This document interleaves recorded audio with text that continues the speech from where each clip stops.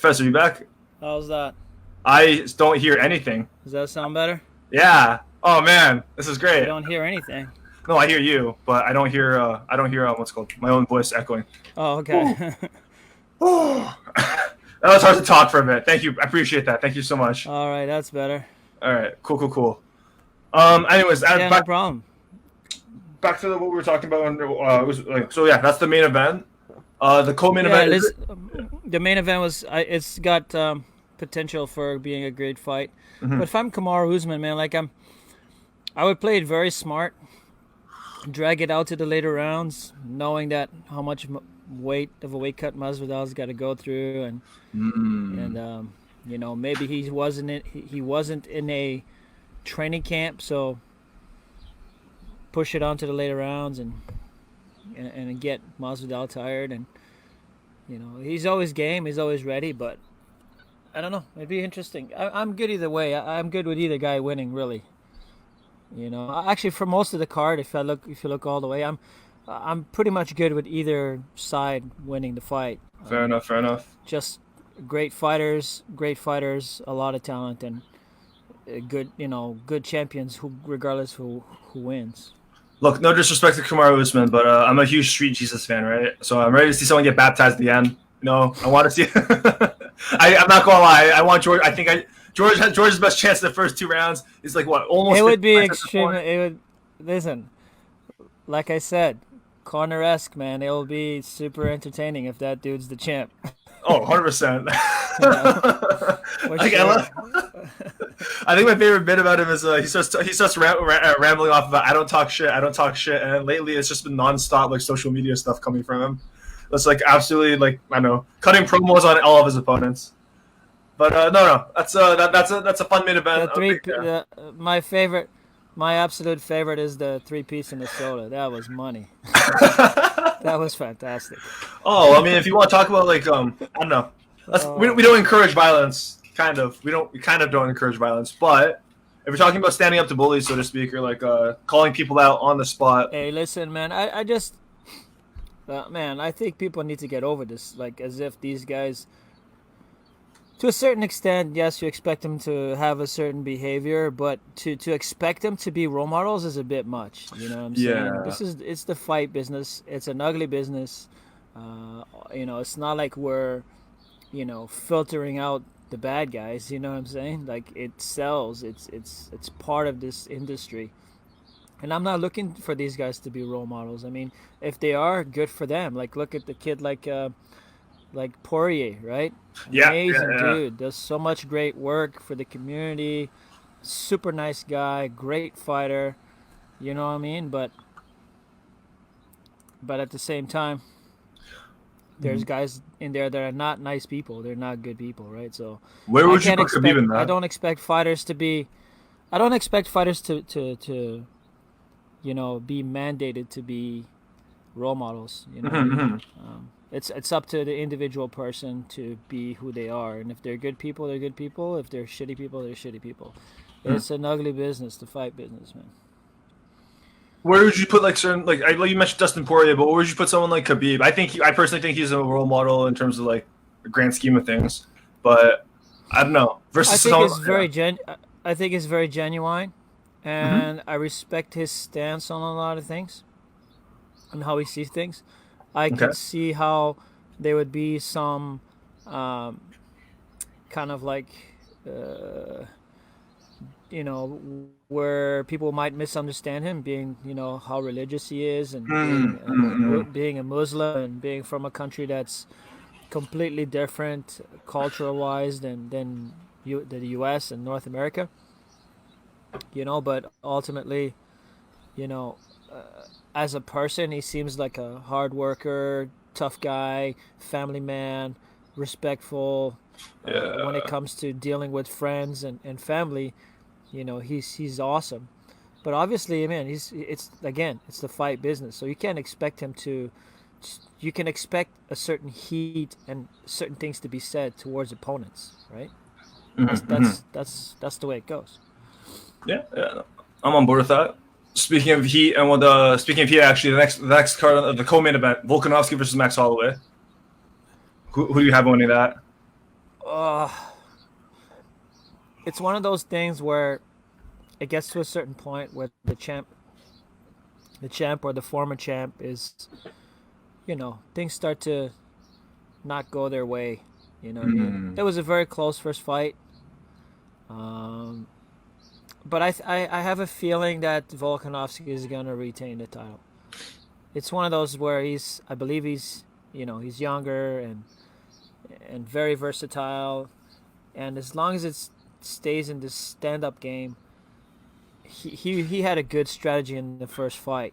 A very good strategy in the first fight. A lot of movement, in and out, countering. Didn't get caught up against the fence. So I think this one could really go either way. It just really depends, honestly, on which Max Holloway shows up. What do you mean by that? Because he's had wins that were lackluster, and then he's had wins where he's just like superstar. Right. Like what he did to Brian Ortega was like, it was like amazing, right? But he's had fights where he won, but it wasn't like a big deal, right? So, right. Like unmotivated, right? And it looked like that in the last fight. I think he thought maybe it was going to be an easy win or something. He didn't look as motivated. That's why it was a close fight. It could have gone either way, really, if you look at it. But it'll be interesting to see if he comes with a lot of fire and a lot of determination. He's a fantastic fighter, best I think ever in that division. So we'll see. It should be a good fight. All right. I wouldn't put money on that fight, man. I can't pick a winner on that one. I would if I am a huge the blessed is best. I'm a big Max Holloway fan, but if I was a betting man, I'd be putting my money on Volkanovski. I don't think it's like you said. I don't see it's crazy how you get old champions, they don't get figured out. Like they have like GSP Anderson Silva comes to mind. They have like these 10 fight reigns ish in that era. But then like Max Holloway, it's been like 3 fights, and then like someone's already kind of figured him out. And I think Volkanovski has the tools to do that again. But and speaking of the greatest all time, a good point. Yeah. I think you have a point. Definitely. I mean, you can see like when Anderson lost back-to-back fights to what's his name again? Weidman, where he broke his leg. Weidman. Yeah. You can see that younger, faster, bigger, right? Was what dethroned him. And even if you watch the last 2 fights of GSP before he had that but really, the Bisping fight, before the Bisping fight. So then he took 3 years off. Those last 2 fights, man, he could have lost those fights. Like he could have lost a decision to that one dude. And I agree with you with Hendricks. They were close fights. They were close fights. I thought Hendricks got robbed. I thought so too. And nothing against GSP, he's amazing. But it was a close fight, and he could have, if it had gone to Hendricks, nobody would have complained. You know what I mean? No. So I think it was just one of those things. People were starting to figure him out. Same thing. Like people start to figure out, and they start to. If you don't, that's why you got to be like super versatile and almost like reinvent yourself every few years. Unless you're Khabib, and then I don't know. It's like rinse and repeat with that dude. I think it's like a very good modern example of a one-trick pony, like in a modern context, man. Like nobody's gonna do to you. It's like, how do you stop that? He's got this freakish strength to him that he surprises people when he gets a hold of him. You said something controversial a few minutes ago. You said the greatest of all time in the featherweight division is not greatest of all, like the best in the division is Max Holloway. Let's go to the next fight here. Jose Aldo versus Peter Yan. How could you say that about how could you forget about Jose? You don't think he's up there still? Max beat him twice. Come on, man! Like I think he beat him 2 times. I think, right? He did 2 times or once? Twice in a row. There you go. It's just like they weren't even like they weren't. I don't even think they were like close fights or anything like that. No, he got finished twice. You know what I mean? So if I remember correctly. No doubt, man. All right, we'll move past that point. No, all those up there for sure. Like, all those up there. He's always going to be up there as a legend in that division. And considered, again, one of the pound for pound greats in that division. But his last 5 fights have been like, eesh, you know what I mean? Okay. Well, you He's say had fights. He's had fights where I don't know, man. Like he's just not. To me, is like he's not pulling the trigger sometimes in certain spots, in certain areas, Mhm. and I think he's just lost a little bit of a step. Keep in mind, man, he's young, but he's had a lot of fights, like 34 fights. a lot of 34 fights. fights. It's a Yeah. lot of fights. So you lose a step, man. The more damage you take, your functionality, your brain, your fight IQ and all that, right? It's just slowing down, I whether you just like it or think not. he's just slowing down physically from all the damage. Mm. And I don't know, like, I never understood like why, which is strange to me. I don't know if because nothing has ever come out about him having any kind of knee damage or Mm, foot mm, mm, damage mm. or shin damage. Like I've never heard anything. Have you heard anything? So why he's got some of the nastiest leg kicks? But if you go and you watch his last say 5 fights and count how many leg kicks he's thrown, they're not that many. Yeah. Like he got away from that kicking style, and he just fell in love with his boxing. He's got fantastic head movement. That's one thing about Aldo, Mm, man. He mm, moves his mm, head really well. mm. But I don't know. I think now I do agree that he got robbed in his last fight Oh, against Moraes, yes. with Marlon Moraes. No doubt about that. I don't know what the hell those judges were watching. But yeah, I believe he won the last fight, and it'd be interesting to see if he can pull this off at being a 2-weight champion. Mm. But I just, man, again, young, hungry, fast, powerful Peter Yan. I don't know, man. This, I I don't didn't know know. I didn't know he was until I saw that Uriah Faber fight, and that Uriah Faber fight was Really, I knew who the kid was. I've I watched him for a bit now. He's good. I'm blown away. Like I don't say this. I don't say this a lot about a lot of fights, but I don't think Uriah Faber looked bad in that fight. I think Uriah Faber looked really good in that fight. I think Peter Yan was like that much better though, which was messed up. Yeah, younger, faster, hungrier. Yeah, and then Right? yeah, with the Wants it knockdown. more. Oh god. Yeah, Yeah. 100%. So wait, so who do you got going for that one? You got I Peter think, Yan? honestly, the truth, as much as I love Aldo, as much as I think he's a legend, and as much as I think he's got a shot, he does. He has a shot at winning this fight. But I actually see him getting knocked out by Peter Yan. I really do. Ooh. Okay. Only because if he comes too aggressive, Hmm. he could get himself into trouble. You know, Like what is he too aggressive? he's Connor got style? he's got good punching power, and Yan does, and moves really well. Very versatile fighter. And another thing I don't understand why is Aldo doesn't mix in more of his takedowns and his jiu-jitsu. He's a great jiu-jitsu fighter too. Like that's one Hmm. thing I like these guys and like fall in love with just knocking people out. It's like it's MMA guys. Like be versatile.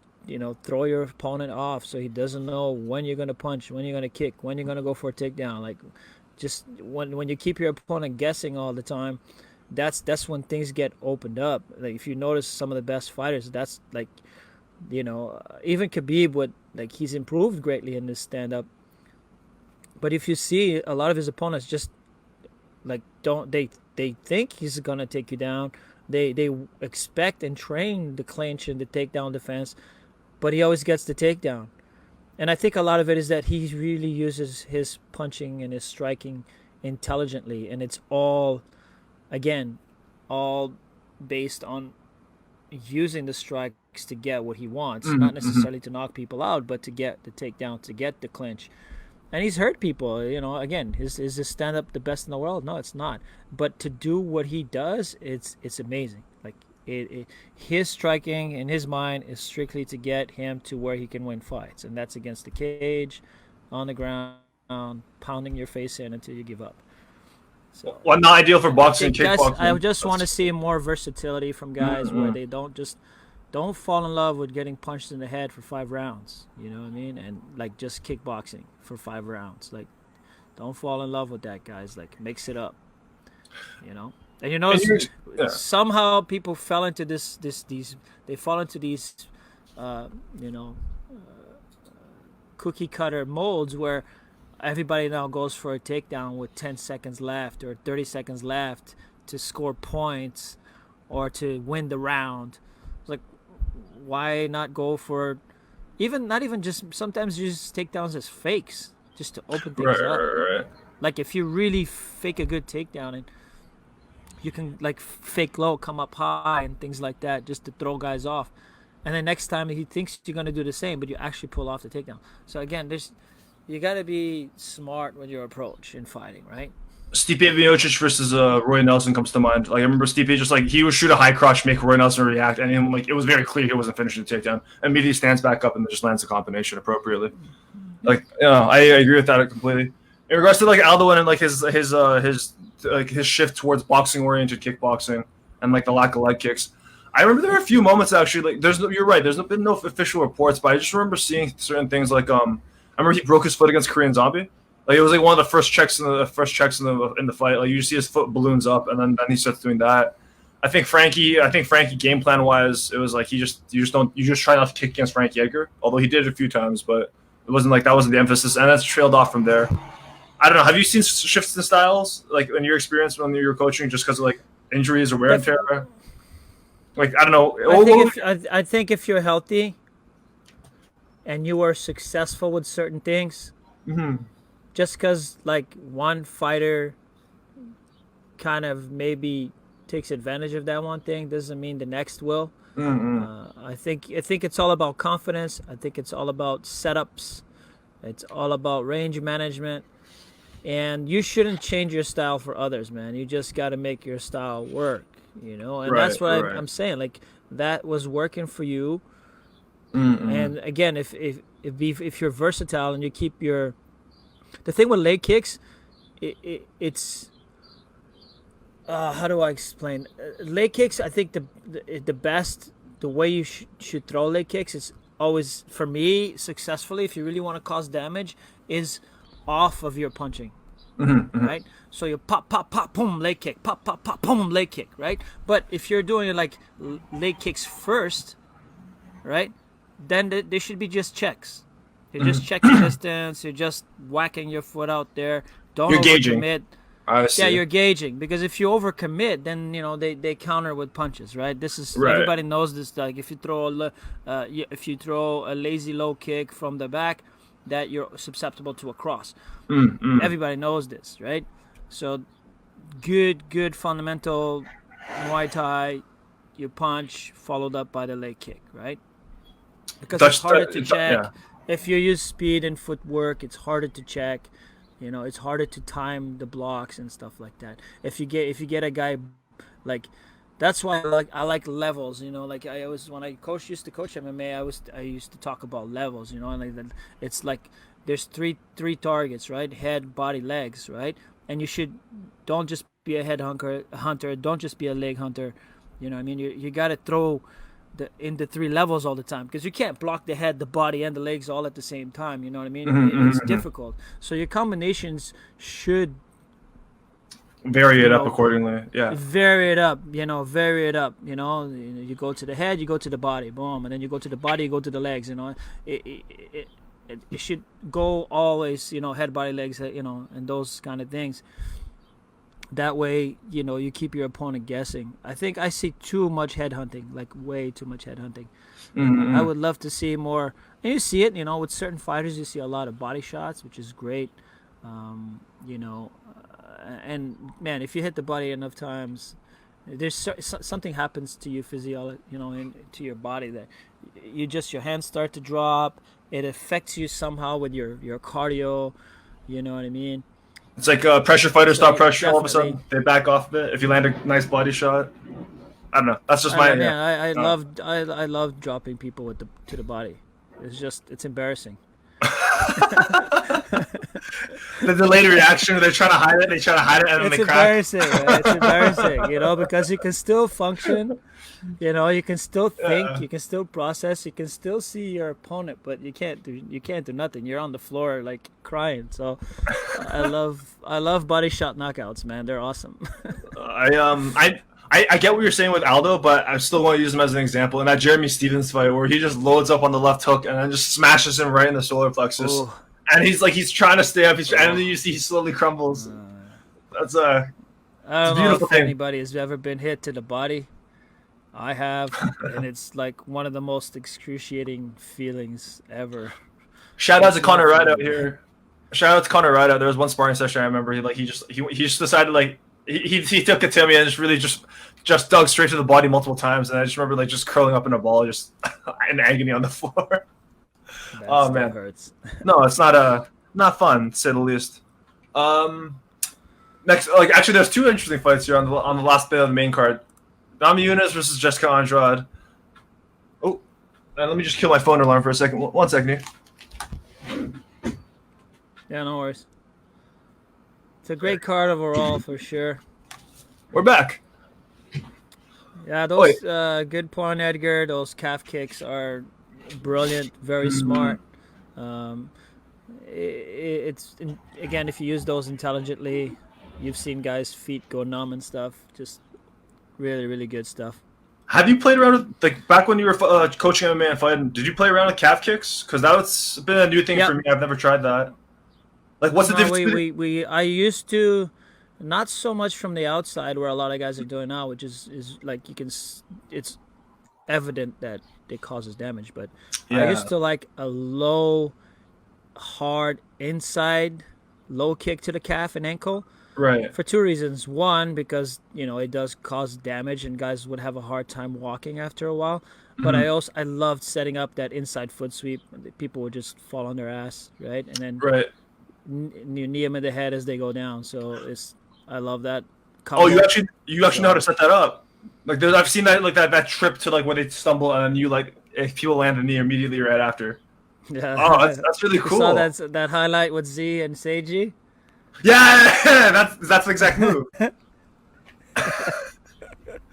No, Seiji's done that multiple times too. It's incredibly annoying because even if Yeah, you don't land a I hard, love that one. It's Yeah. it was part of my, it was part of the MMA curriculum I used to teach. The Yeah. inside low kick, as they're falling down, you throw the opposite knee right in the face. Yeah, it's good, man. When we come back, I'm going to have to play with that then, because even if you don't land a good proper leg kick, they're completely out of position, like they're stumbling over. Yeah, exactly. It's great to off balance. They can't really Mhm. throw any hard shots that's gonna hurt you or anything like that. But obviously, you need good footwork. You need good timing, but again, it works if you're both same-sided fighter, right? Right hand versus right hand. Right. It can work. It can work also as a right versus lefty, but you got to Mhm. get on the outside. You got to get on the outside and you foot sweep and they fall, but you won't be able to land a knee. If you're quick, maybe a roundhouse kick to the face, but it would be like you'd have to have immaculate timing, man. I'm adding this stuff to work on. That foot sweep. Let's move on to the next one. We already kind of went half hour on this card already. I know. Okay, well, Rose Namajunas versus Jessica Andrade. Who do you got? Thug Rose. I'm a Thug Rose fan Thug too. Rose. Oh, I can't. She was winning the last fight, made a mistake. That was the one It happens.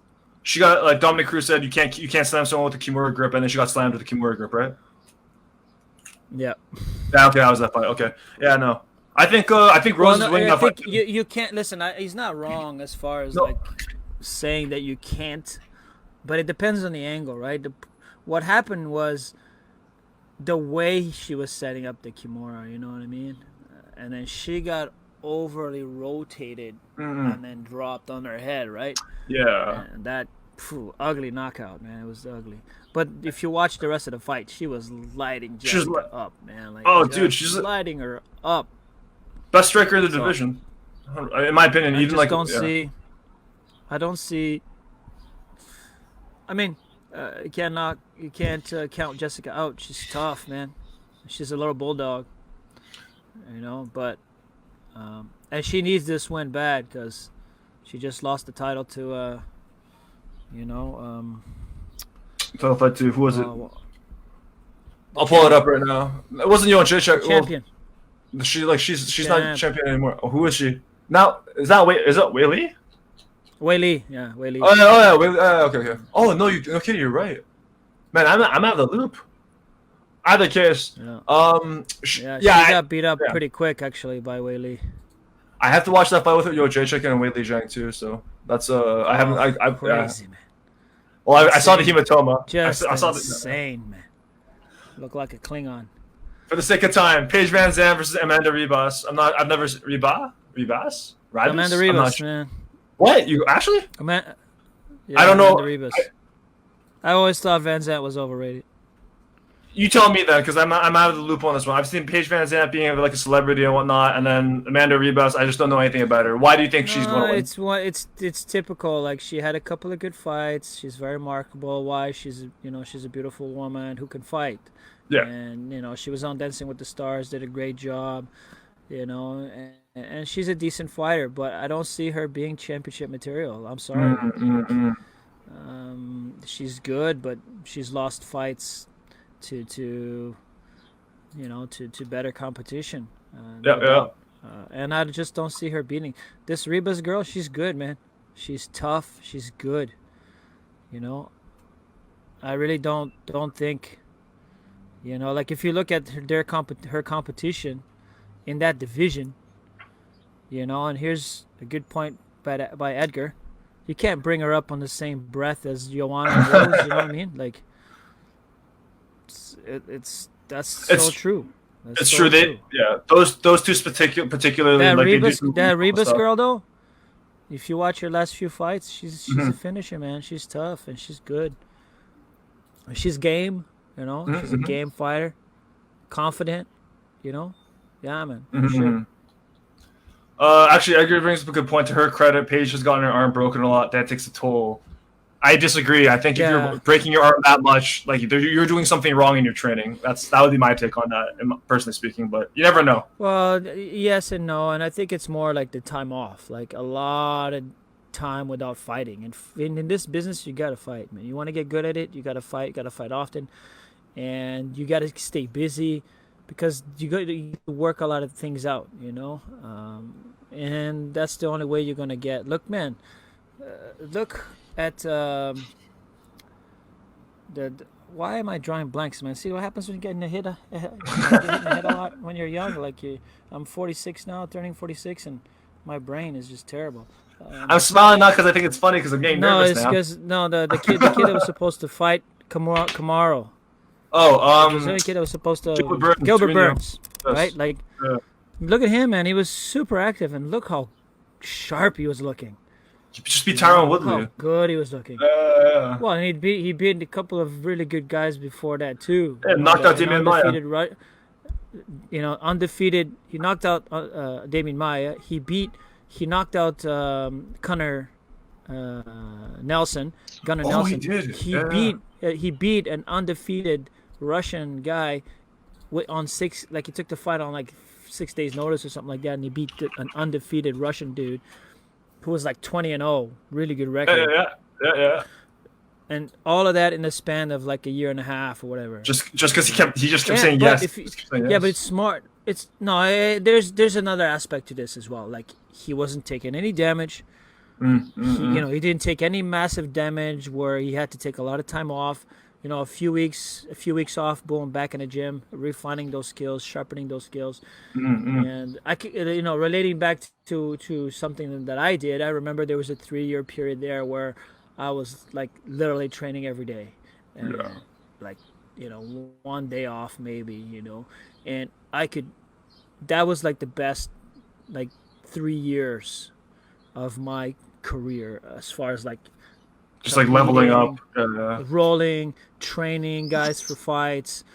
That I was like doing Matrix shit. You know what I'm saying? Because like you just get so fine tuned to things, and your body all of a sudden starts to react in a certain way where it's very reactive, almost flow like, zen like, and you can do some things, man. You can really do some things, and that's where I think Gilbert is at in his stage right now, man. He's zen, man, for sure. Like the kid's good. Just constantly entering the flow state.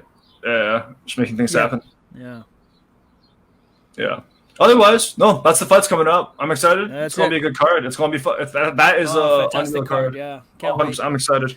I just hope it's not a dud, because sometimes when they have these super cards where like 3 championship fights, or when they were like doing the Madison Square Garden one. Oh my god. It was like the first time or something. UFC 200, I think it was. It was just like a dud. Oh wait, that was the one where they were trying to set up 200. Was it? I think they were trying to set up Diaz versus McGregor too, right? So I hope it's not like that. Yeah, no, fingers crossed. The last time they did it with GSP, Rose, up a bit, or DJ.